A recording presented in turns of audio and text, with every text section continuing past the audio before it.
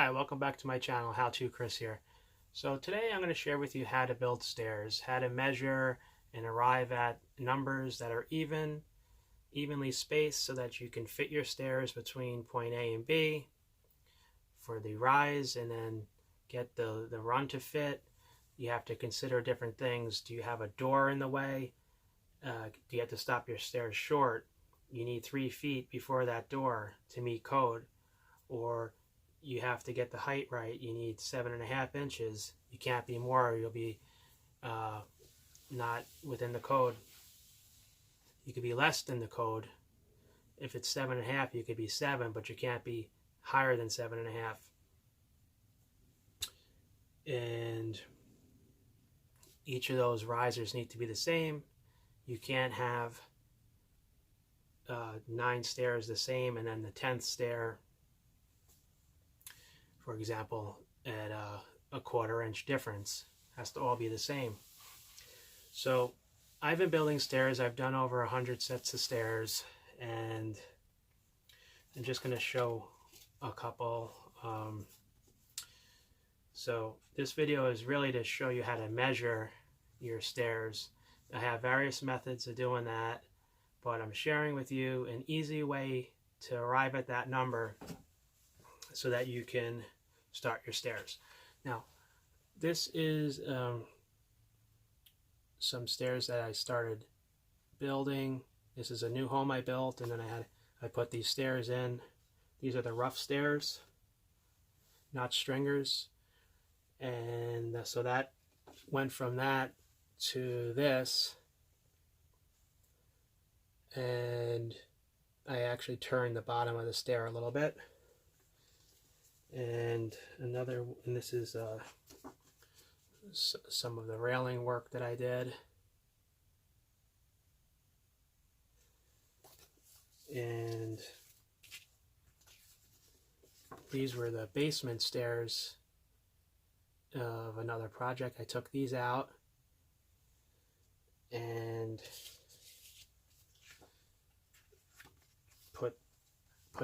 I made these. So these are different set situations. So then we've got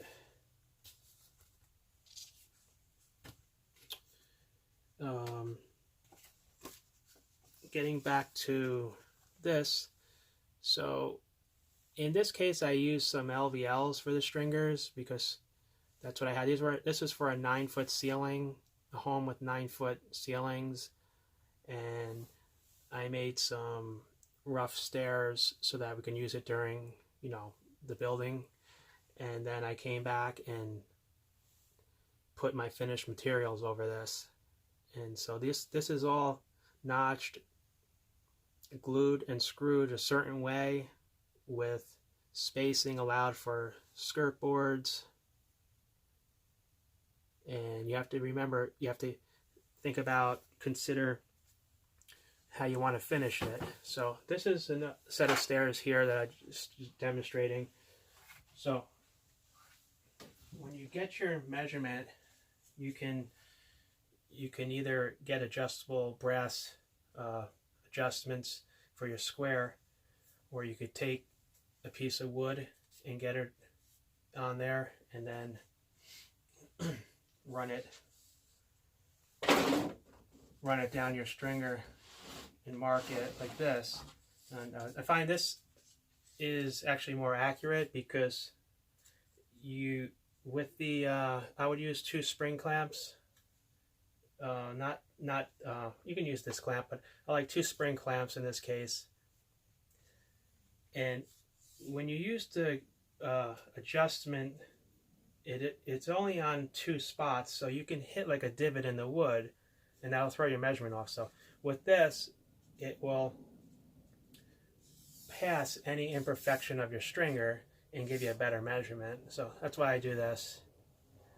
But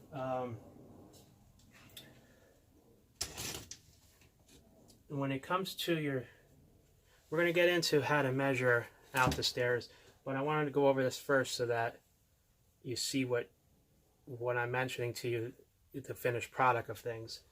So after you get the rough stairs in, you're going to come back and you're going to build, you're going to, this is how I do it. I glue and screw the riser to the tread. And what that does is strengthens it so you don't have any sag in the middle. So the way I do it, you can actually eliminate the middle stringer. And because the riser is supporting the back portion of the tread, and then the front riser, which is here, supports the front edge. So that's how you make it strong. And you can by thinking about this, you can save money, less material, save time, and it comes out better. So you glue it, you screw it, you don't get any squeaks or anything. Now,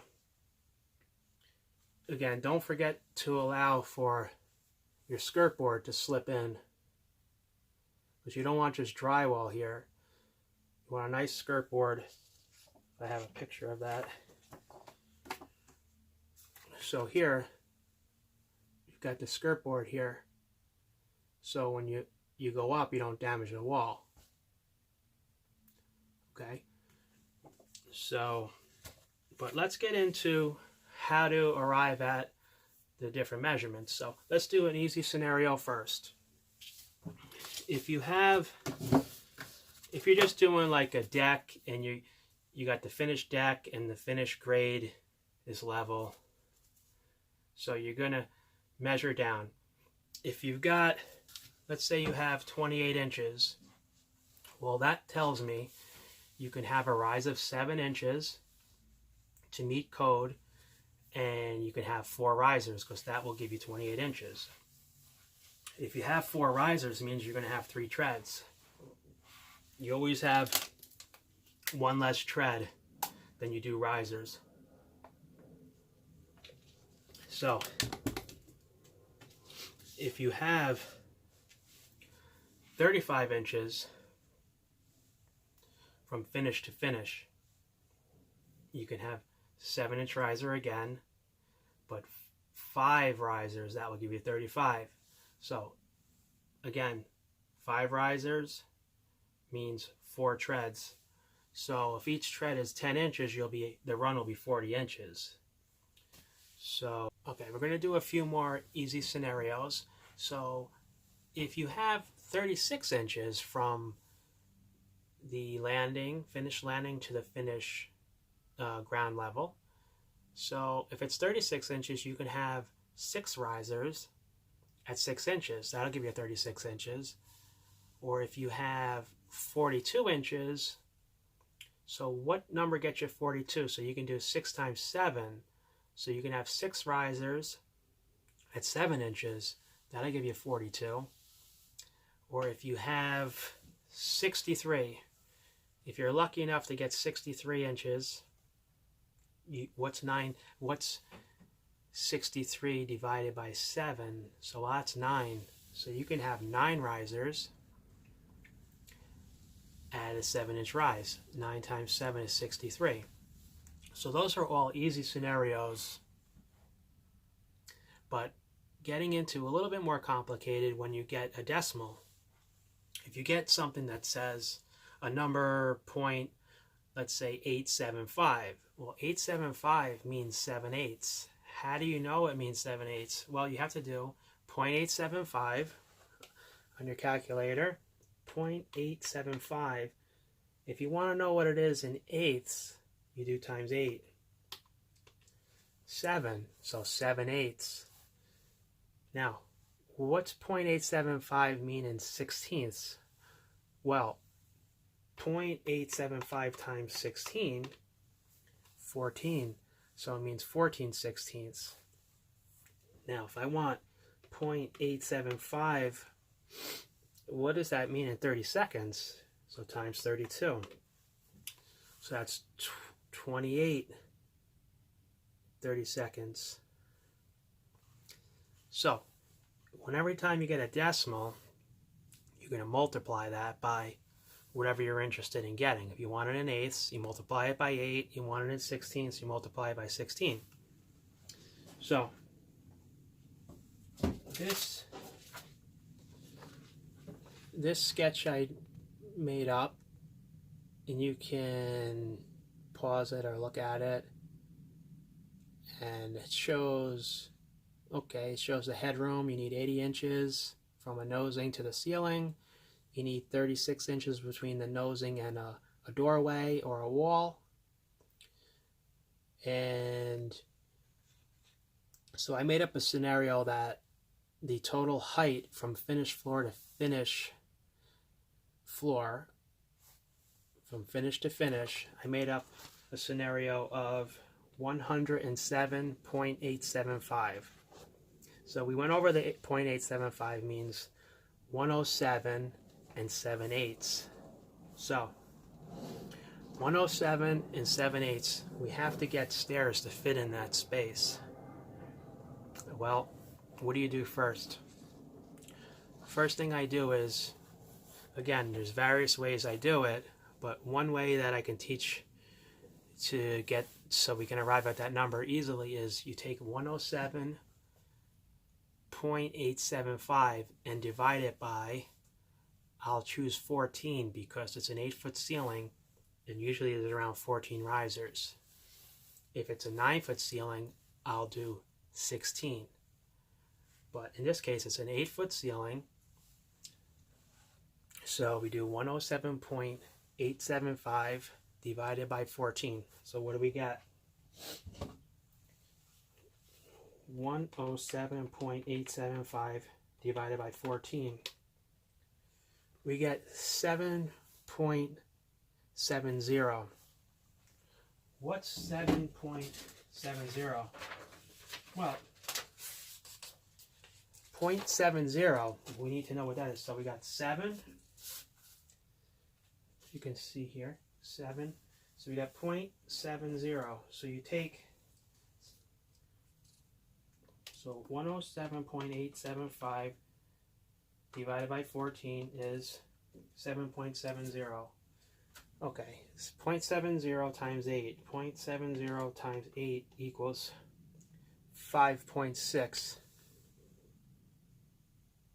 That means 5/8. So I'm going to write down 7 and 5/8.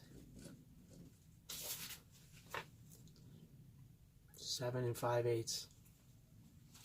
Okay, 7 and 5/8 is pretty good, but the problem is it's not code. It has to be 7.5.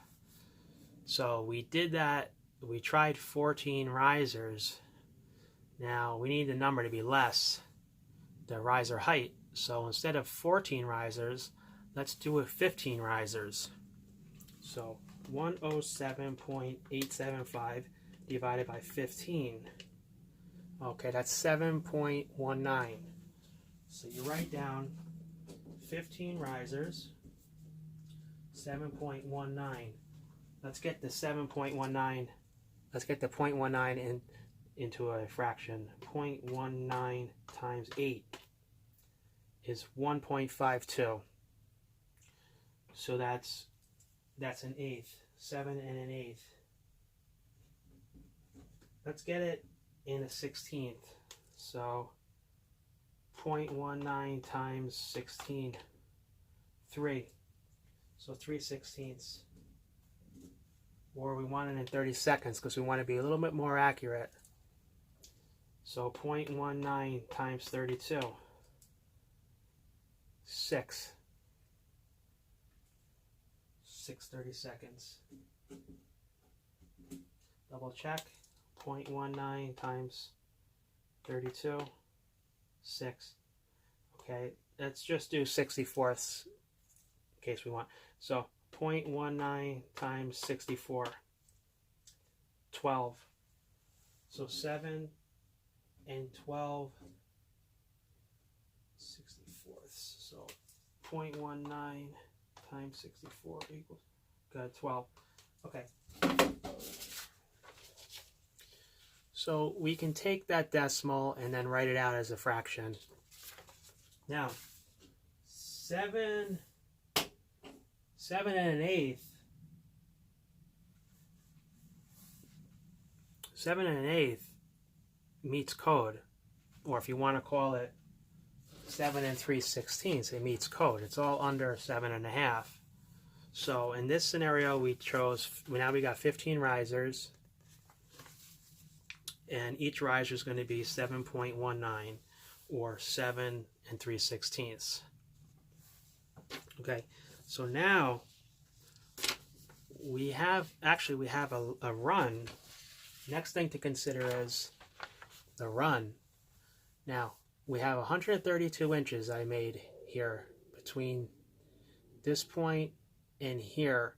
I can't go beyond that because then I'll be encroaching in the hallway or in between the doorway and the nosing, and that won't be code. So we need to squeeze in some stairs within 132 inches. So if we have 15 risers, it means we're going to have 14 treads. So if we do 14 treads, if we do 132 divided by 14, okay, we come up with 9.42. Well, that'll work for a tread. You might say to yourself, well, 9.42, it's not 10 inches because you need 10 inches minimum. Well, after you put on the finish tread, you're going to have an overhang of 1.25 inches. So that's going to get you over the 10 inches. So remember, the rough tread, the rough stringer, you're going to have a nosing, so it's going to be greater than. So even if it was 9.25, your rough tread on your stringer, you're going to add, 1 inch, 1.25 inches. So it's going to increase. So 9.25 plus 1 inch would be 10.25, for example. So that's how you do that. You have to convert the decimals into a fraction, and that's the part that confuses people. So again, once you figure that out, you got to make some deductions depending on the thickness of your material. So getting back to the mock-up I have. So you can eliminate a stringer if you construct it this way. If you want to construct it a little differently, you put the third stringer in the middle, and then it'll be strong, and then you don't have to do all the gluing and nailing the way I'm showing. But I recommend this because I'll show you. Because it'll stiffen everything up, and even if you put the third stringer, I would still do it this way, because this way it eliminates any squeaks. Because when you have housed stringers, you don't have enough. It spans the 3 feet without any problems, as long as you're using this, a thicker material like 1.125 or 1.25 inches. You'll be okay to span that because the way you design it. But if you don't design it with this supporting, then you need the third stringer. So my recommendation is to, if you're not sure how to do exactly the way I'm showing here, put the third stringer in, so you have 2 on the sides and 1 in the middle, and then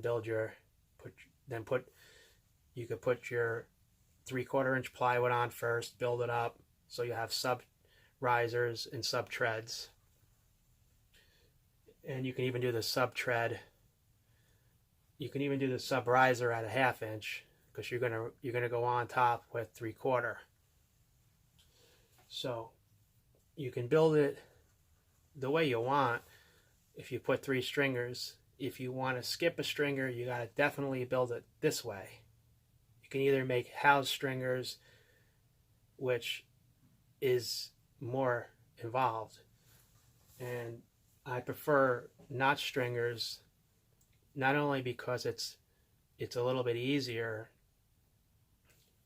I feel it's stronger because the way I design it, plus in an older home, when a house settles, there's a possibility of the tread dropping out of that dado on the side of the on the house stringer. So if you do house stringers, I like to still put a block underneath on the sides, because when they settle, you don't want it to come out of the slot, the dado. So I'm going to try to put a picture of that in too, because I have a case where I've seen that in an older home, and I want to share that. So I recommend notch stringers. Put the 3 stringers in, and still construct it the way I mentioned. And if you want to eliminate the 3rd stringer, you have to definitely construct it in a manner that's going to support the middle. So you would want the toe kick, or not the toe kick, but you would want the riser to support the back and the front of the tread. So if you do that, you'll be good. If you don't want the 3rd stringer, and you don't want to construct it this way, so then the other thing you can do is make it out of 2x material for the treads. And again, that would be more for a garage or something. But if you want finish for like the pictures I was showing, then you're going to want to use a finished product. It usually comes 1.25 inches or 1.125 inches, and you can get it out of pine for maybe a basement purpose, but oak is typical for stairs for your home. And I'll just show you in another video, I'm going to show how I do the railings. And this railing actually turns, and I showed some of the way I made this because I have the volute here, but I actually framed this later. I made a curve here because my customer wanted this to have a curve, and I framed that in later, and I'm going to try to, if it picks up on this picture, I'll show that to you. Yeah, so this focus. So this here actually turns. So I did another detail here. I made this actually turn, but I constructed that after, and that came out really nice. So if this helps, leave a comment, give me a thumbs up, and share and subscribe would be great. And if you want to visit my channel and check out get my email, and you can email me, or like to know about that, as well as I'm going to leave my PayPal account information. So if you want to contribute any way for my channel, that would be great too. And another video pertaining to this would be actually showing how to cut the stringers, lay out the stringers, and install it. But I'm going to see if you guys want me to make another video, then I will. I'll see how you guys respond to this video. If you like it, I'll make more. Okay, so well, thank you for watching, and have a great day, and hope your stairs come out very well. And just refer back to this, and I think I have all the answers for you in there, so you don't miss anything. But you're going to want to use the PL400, glue it and screw it with like deck screws. I don't recommend drywall screws because they don't have the shear strength. So you want to use the proper screws and the proper glue, And then don't forget, underneath these stringers, they have to be, I'm looking at my clock here blinking. So one more thing I want to note is that these stringers need to be supported on the sides. You need to have walls underneath them so that it gives it the strength that it needs. If you don't have walls under the stringers, it won't be sufficient. So that's why a lot of times, if you don't have a wall underneath, you'll have the house stringer, because then you have the full stringer width, versus when you notch a stringer, you're notching a lot of that material out, and so you're only ending up with, you know, maybe 6 inches or so of material. So that's why you have to build a wall underneath the stairs. If you don't have a wall underneath, then you need to do that. Then you need to beef up the stringers substantially, or you need to do house stringers. So I forgot to mention that when I was making this video. So I want to make sure you get that and make sure you're informed. So let's move on with this video.